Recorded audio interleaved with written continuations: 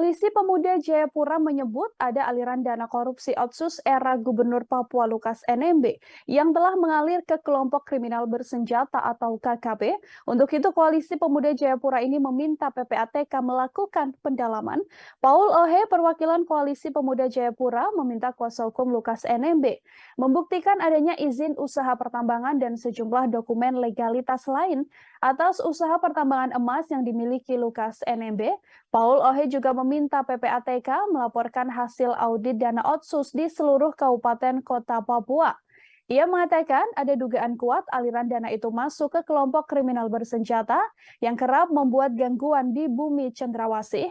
Sejak ditetapkan menjadi tersangka atas dugaan gratifikasi 1 miliar rupiah yang dilaporkan KPK, banyak kasus yang menyeret Lukas NMB kemudian terungkap. Sebelumnya dalam keterangannya, Menko Polhukam Mahfud MD mengatakan kasus Lukas NMB tak ada kaitannya dengan politik. Ia bahkan menyebut Lukas NMB diduga memiliki manajer pencucian uang. Mahfud tak merinci ihwal manajer pencucian uang tersebut.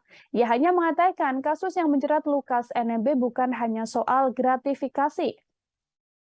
Ada beberapa kasus lain yang kini masih terus didalami, misalnya terkait dana operasional pimpinan hingga dana pengelolaan Pekan Olahraga Nasional atau PON.